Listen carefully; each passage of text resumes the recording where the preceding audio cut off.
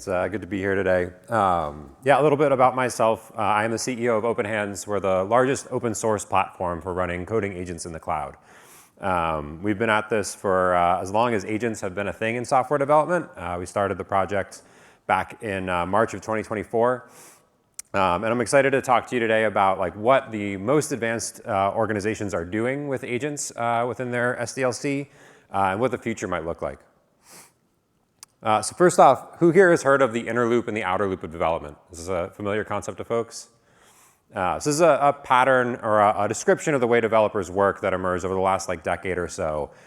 Essentially, the idea is that while a developer's on their laptop, on their workstation, they're doing the inner loop, right? They're making small tweaks to the code, then they're running the code or they're running the test, seeing what happens, and then making some more tweaks to the code, right? It's a very quick iterative cycle, all happening on the developer's laptop. Nobody else is seeing what they're doing. It's a great fast feedback loop. But then the second they push their code off to the cloud, maybe to GitHub or to another GitLab, Bitbucket, wherever else, that's when the outer loop kicks off, right? Your CI/CD pipeline starts. You get code review from your coworkers. You maybe get some container images built, things like that. There's this whole process that happens in the cloud, more at a collaborative level with other developers involved with these external cloud platforms. And this is a much slower process, right? There's more people involved, there's more services involved, you're waiting for CI/CD. So ideally you want to do as much in the inner loop as possible and then wait to the outer loop for you think your PR is ready to go. Now we see folks adopting agents in both the inner loop and the outer loop. Generally speaking, inner loop agents are great again for that quick ad hoc work. Maybe you are iterating on a new feature. You're still trying to figure out what it should look like, what it should do. It's great to have an agent there with you, on a command line or inside your IDE, helping you make quick edits to the code base. But you can then do much more with agents in the outer loop by automating repeatable work asynchronously, right? There's a lot of things that are just totally rote. They don't really need you giving quick feedback to the agent. The agent can just take it end to end running in the cloud. We think these are both very valuable workflows. We see people doing both of them. They're very complementary. They're good for different things. But I would say over time, we're seeing more and more of this work shifting into the outer loop. Just to zoom in on the inner loop, again, this is a tight feedback loop between the human and the agent, right? The human is giving the agent some kind of prompt. It's asking the agent to do something. The agent goes off and does a little bit of work locally on your laptop. And then you look at the output. Maybe you fire up the web app, whatever it was working on. You check its work. And then you reprompt the agent and say, OK, take it a little bit further or fix this failing test, whatever it is. Quick iterative cycle where you're again, working locally on your machine. This is great for tasks where you don't necessarily know ahead of time what your definition of done is or what good looks like, right? You're working on a brand new feature. There's a really tricky bug fix. You're not really sure what's going to solve it, or the reproduction instructions are a little too difficult for the agent. A really complicated refactor in your code base where you're kind of figuring out on the fly how exactly you want the code to look. Anything that's it requires quick feedback between you and the agent. You want to see what the agent does. You want to validate its output. Really any kind of bespoke work that's going into your code base is good for this type of inner loop workflow. But for a lot of tasks, the agent can do this end to end, right? This is really what agents are great at, is automating the entire inner loop of development, right? They can do that loop of write the code, run the code, see what happens, change the code a little bit more, run the code, see what happens, change the code a little bit more. Right? This is the promise of agents, is that they can automate this entire inner loop. Right? This was the whole reason that we gave agents tools instead of just letting them write code. We let them run the code. We let them open up a web browser, test out the application itself. So for a lot of tasks, if there's a clear definition of done, if you know what you want the agent to do, you can just throw the agent into an inner loop and it'll get the task done end to end. Now the goal here is something that the agent can one-shot, right? We often talk about this as prompt to PR. So the most common flow here for us internally at OpenHands is inside of a Slack thread or inside of a linear ticket, we'll just say at OpenHands, go fix this thing. And if we know that there's a clear definition of done, the Slack thread or the issue description describes very clearly what the agent needs to do and what this is going to look like at the end, we can trust that the agent is going to basically be able to do the entire inner loop and just show us a pull request with the resulting code. At that point, usually a human reviewer will take a look at the PR and then merge it. But if the PR fails, we can just send it back to the agent. Maybe right inside of that GitHub PR, we can say at OpenHands, fix the failing tests, or you didn't quite do it right, do this other thing. But now instead of working locally with an agent in that tight feedback loop, now the agents are running in the cloud, and the developer is just prompting it from wherever they want to live. This is great for much more repeatable tasks, right? Things where there's a clear definition of done.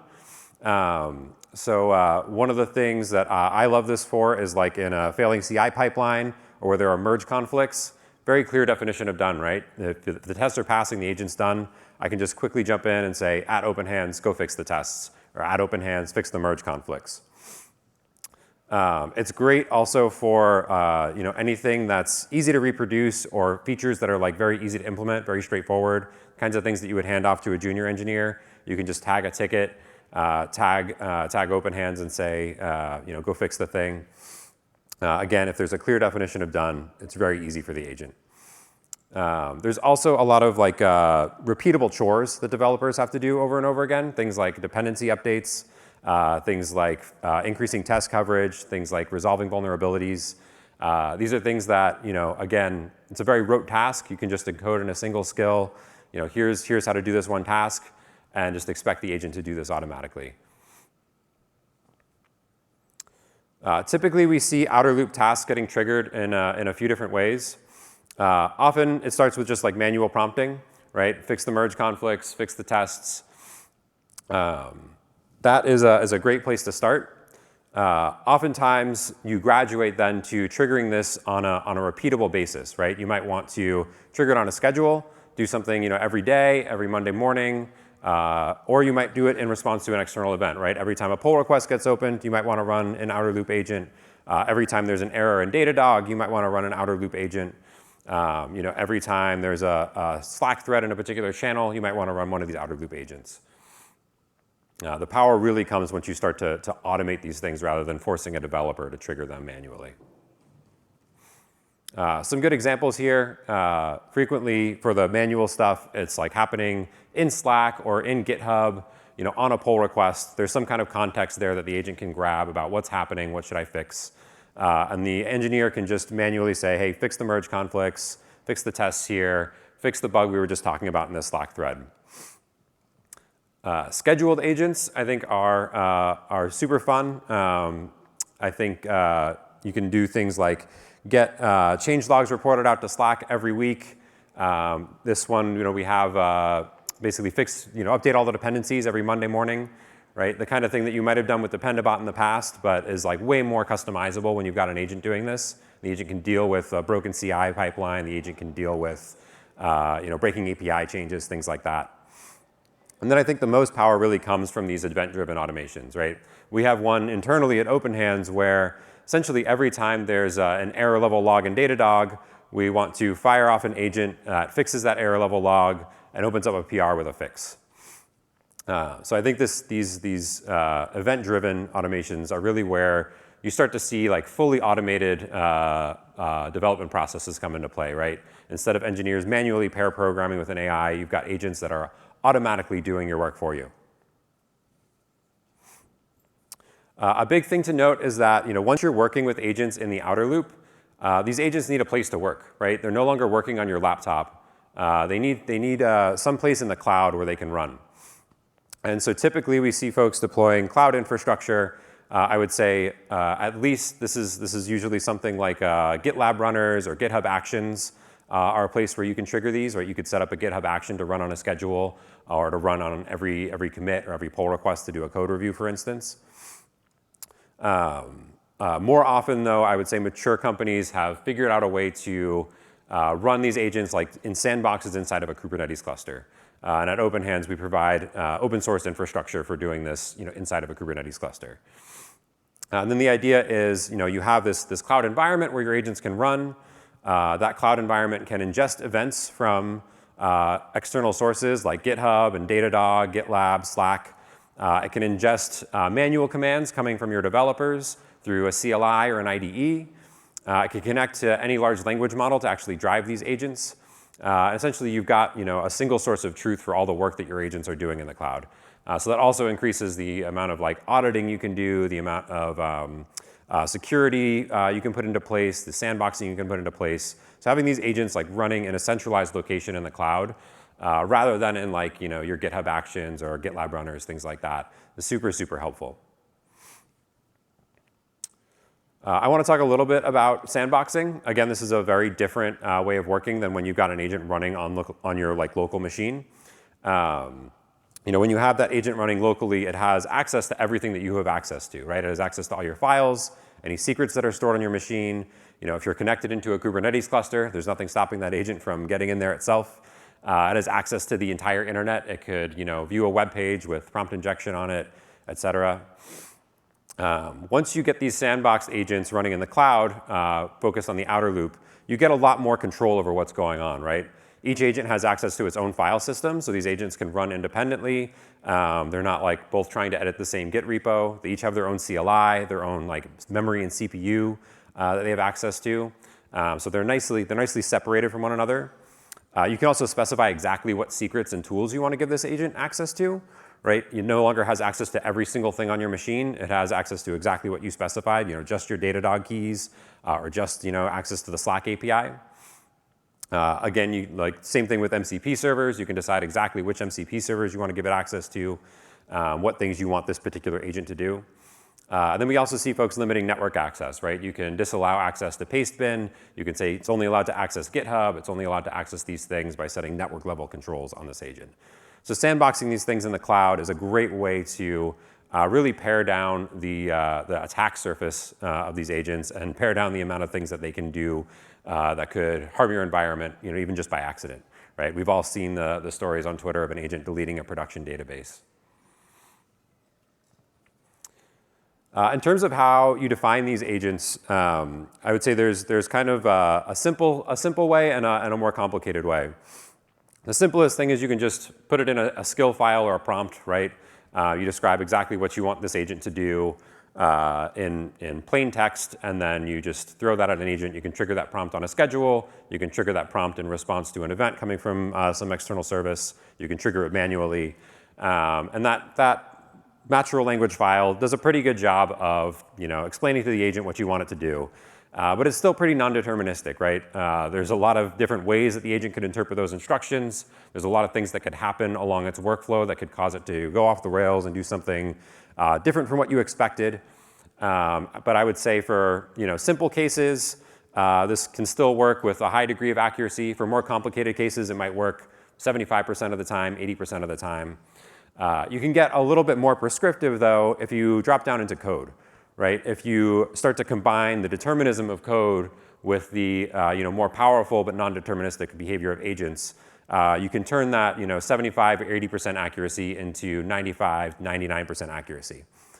So a good example here is I talked a little bit about our Datadog agent before, where every time we get an error level log in Datadog, we kick off an agent to solve it.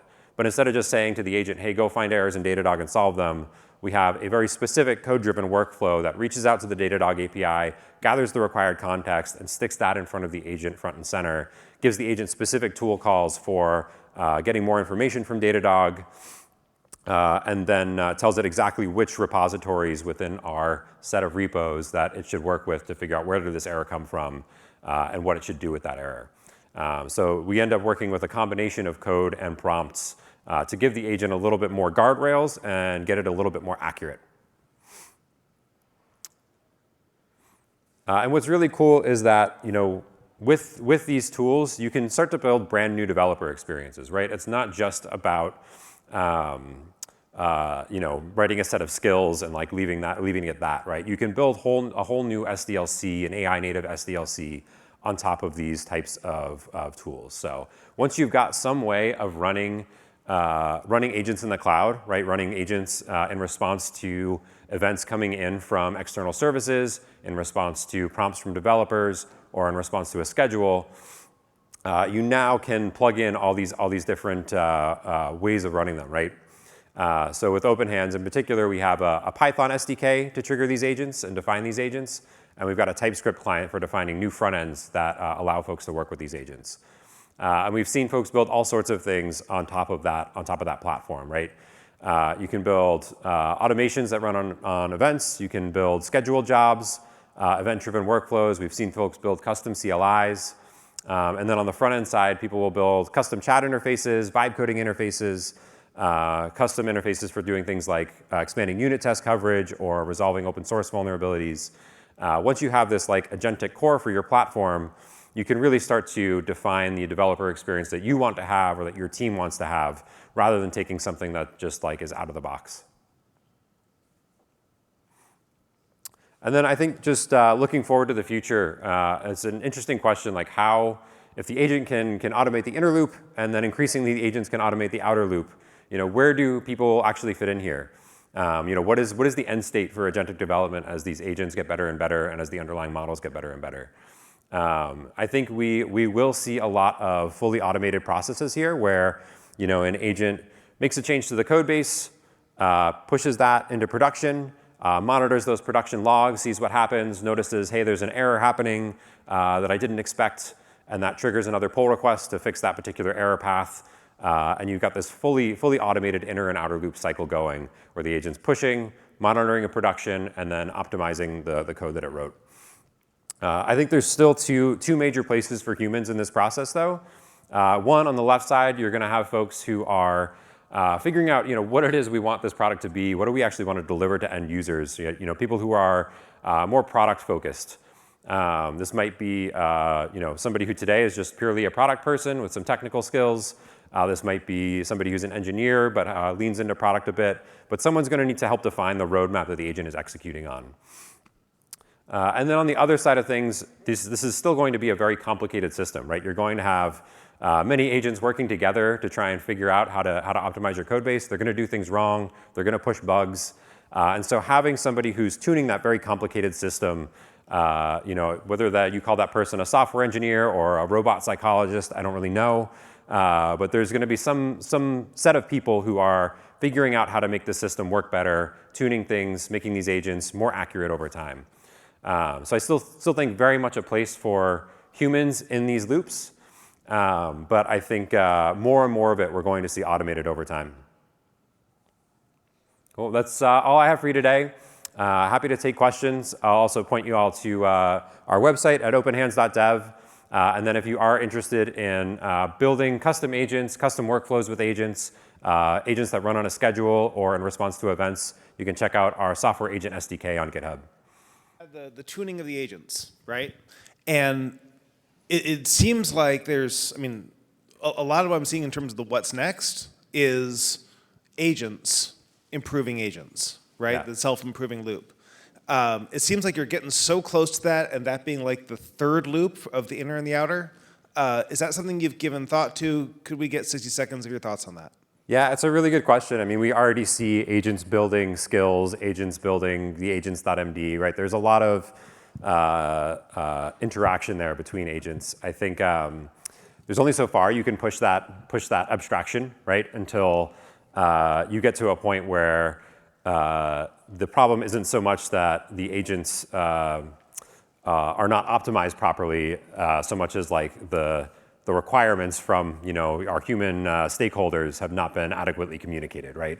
And so I think there is, you could hypothetically see an infinite regress there, but I think it has to stop somewhere, and that interface between your end users or the business, other stakeholders, and this agentic system you built. There still needs to be that person who's that go-between between those two things. Yeah, great question. How can I convince my old conservative company that deploying agents on our OpenShift cluster on-prem is safe? Great question, yeah. So we actually run our cloud agents on a separated Kubernetes server. So it's its own instance. I think that's kind of like the safest space is like you can create a whole, sectioned off environment to run these things in. And I think what I would say is it's a much safer place to run agents than anywhere else. Like partition the cluster. Sorry? Partition the cluster. Exactly, yeah. Yeah. So we partition a separate cluster. We run with, I forget if it's Sysbox or gvisor, like we have a separate runtime for the agents so that, there's limited potential for container escape and things like that. I think what's really nice about running agents in a cluster rather than like on developers' laptops is you have visibility, you have network policy, you have all these extra things that you can do to actually like make sure you can see what these agents are doing, you can audit their behavior, you can restrict their behavior. So yeah, I would say it's the best case scenario for running agents is in a cluster. Cool, thanks. Yeah. Have you seen it? Sorry. What are your thoughts on that? Is it just similar? I haven't seen OpenAI Symphony specifically, but there's definitely, I would say this pattern of like agents fully automating things is becoming very common, right? I think the trick is like you don't want it to pick up every linear ticket, right? Some of them are way too hard for an agent. You're just going to burn through tokens and it's going to be garbage, right? You're going to spend all your time in code review.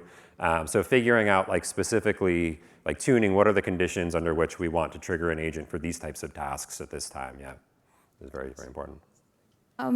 One of the issues that I have encountered once we implemented agents in my company is that I think the amount of PRs become overwhelming.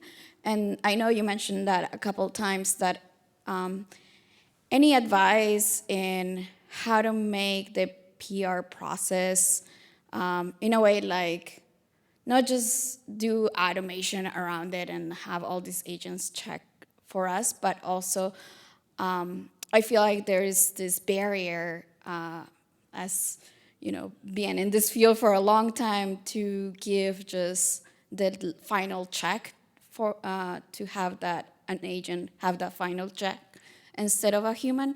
What are your advice on that and how you have been doing that? Yeah, it's a great question. I think everybody's experienced this problem of getting stuck at the pull request level, right? We can generate code so quickly now, we can generate pull requests so quickly now that everybody's got this glut of pull requests to deal with.